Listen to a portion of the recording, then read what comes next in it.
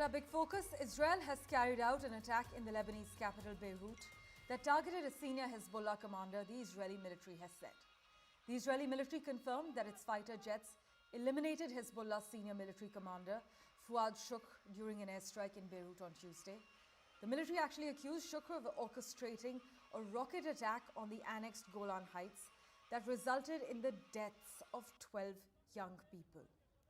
A loud blast was heard and smoke could be seen rising above the southern suburbs, a stronghold of the Lebanese armed group Hezbollah on Tuesday evening. But Lebanon's state-run national news agency said an Israeli air raid had targeted the area around Hezbollah Shura Council in the Har Creek neighborhood of the capital, and at least one person has been killed. The Israeli military said it conducted a targeted strike in Beirut on the commander responsible for the murder of the children in Majdal Shams and the killing of numerous additional Israeli civilians. Beirut, by the way, has been bracing for a potential Israeli attack since 12 people, including children, were killed in the rocket attack that I mentioned on Majdal Shams in the Israeli-occupied Golan Heights on Saturday.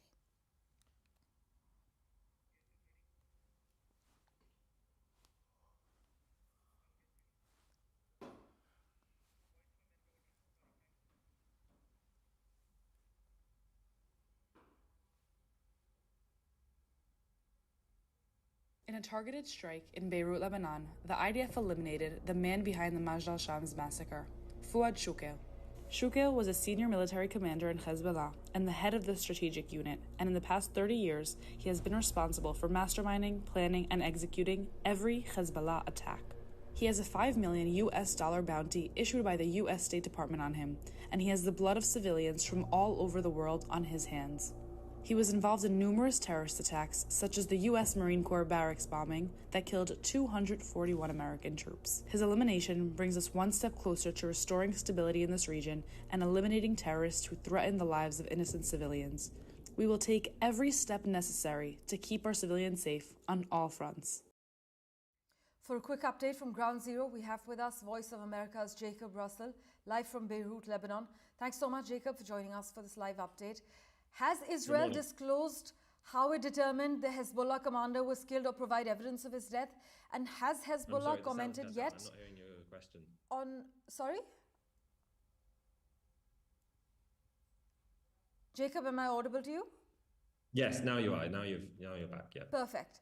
I wanted to ask whether Israel has disclosed how it determined the Hezbollah commander was killed or provide evidence of his death. And has Hezbollah commented yet on Tuesday's strike in Beirut or whether Shukr died? No, there is some confusion at the moment as to whether Shukr did die. Right. Israel has confirmed or in their original statement that he was killed. However, security sources in Lebanon have told Reuters that he survived the attack. And that was also confirmed to me by local sources. It is still early. Emergency workers are still working at the scene. It's not clear. At least one person has died so far. It's not clear who that person is. Hezbollah, everybody's waiting for a statement from Hezbollah, and I believe that will come today. Right. Also, some say the Israeli messaging, Jacob, is that this was their promised response to the Majdal Shams attack and that they're not interested in more armed confrontation with Hezbollah beyond this. But what are you picking up on? I think that very much depends on whether he was killed, in fact, because if he did escape the strike, then I don't think that the Israelis will consider that to be a satisfactory response to the Majdal Shams strike. It should be noted that Hezbollah deny involvement in the Majdal Shams explosion. So yeah, it very much depends on whether Shukr was in fact killed or survived the attack. Otherwise, both sides are engaged in an extremely high stakes and extremely tense game of tit for tat, which, as we saw in Majdal Shams, is liable to spill over at any moment. Well, Jacob, thanks so much for joining us with that live update from Beirut. The strike also came as the international community has been urging restraint from both sides, fearing that an escalation on the Israel-Lebanon border could spark an all-out war. In fact, we have with us strategic affairs expert Brahma Chalani for further clarity on what's going on. Thank you so much, sir, for joining us. Now, the Americans and the French have tried to negotiate a way of de-escalating the Israel-Hezbollah border war. But does the absence of a ceasefire in Gaza blight their chances of success? Gaza is just one of several wars that Israel is fighting at the moment. The war in Gaza against the Hamas, then there is a war against the Palestinians on the West Bank. There is an Israeli war against the Houthis in Yemen. There is an Israeli war against Hezbollah in Lebanon. And then there is Israel's shadowy war against Iran. So there are multiple war fronts for Israel. And the last thing Israelis want is the war against Hezbollah becoming an overt, all-out war, because there is a war weariness in Israel. The war in Gaza has been so traumatic, not just for the rest of the world, but for Israelis too, because many Israelis have been displaced from border areas. I think 60,000 Israelis have been relocated from areas around Gaza. That's a large number of Israelis, given the fact that Israel is a country with a very small population. So, given those realities, the last thing Israel wants, despite a war-prone Bibi as its prime minister, is an escalatory stance against Lebanon that leads to a full-fledged war. In fact, many experts also echo the same views. Israel is also under heavy pressure, sir, from its allies, including the United States, without which it cannot sustain its war effort, not to take action that would actually escalate the war into an all-out fight.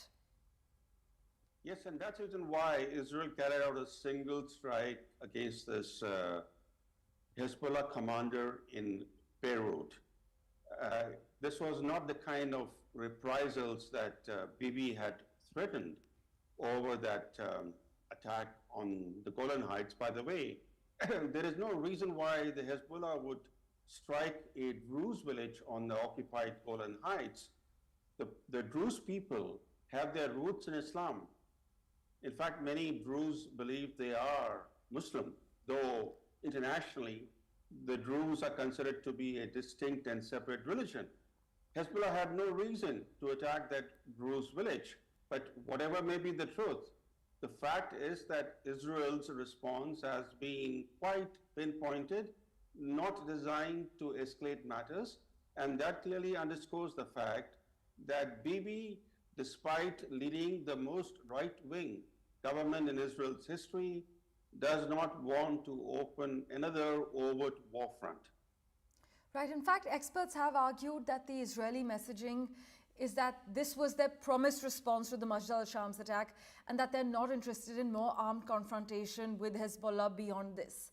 But then there are other experts who argue the opposite. But sir, what is your perspective? Israel lives in a very troubled neighborhood, just like India. It has enemies all around it, the way India has. And therefore, whatever Israel does, its regional environment will remain quite murky and quite challenging for Israel's security. It's one thing to have these covert wars that are raging. It's another thing to turn these covert wars into raging, full-fledged wars, because the costs for Israel are going to mount. Yes. If a covert war becomes a full-fledged war, imagine the cost for Israel of the war in Hamas, against Hamas, the war against Hamas in Gaza, the devastation that has been caused in Gaza has shaken the conscience of the world. But there have been enormous costs that Israel is paying economically. Its own economy has taken a severe beating. The last thing Israel wants is another full-fledged war, this time against Lebanon. And Hezbollah, we should not forget, is a far better armed, far better trained adversary than the Hamas. In fact, sir, recent days have also seen quite a few world leaders actually urge restraint over fears of an all-out war, right? Yes, except that some of these very leaders who are urging restraint are the ones who have actually aided and abetted the Israeli war in Gaza. For example, the United States under President Joe Biden has very much been complicit the entire Israeli action in Gaza. So when, let's say, President Biden calls for restraint, his words don't carry much weight even among the present government leaders in Israel, because they know that they can get away with whatever they want. And they have in the recent months. They've gotten away by flouting what the Americans have been suggesting or even demanding. So I think that if world leaders want to really ensure that things don't go out of hand, they have to be more even balanced in their approach to this conflict. They have to ensure that while they support Israel, Israel does not cross a certain threshold by creating a humanitarian catastrophe of the kind that we are seeing in Gaza. Certainly. It's always a pleasure to hear your viewpoint. Thank you so much, Brahma Chalani, for joining us on The World 24/7.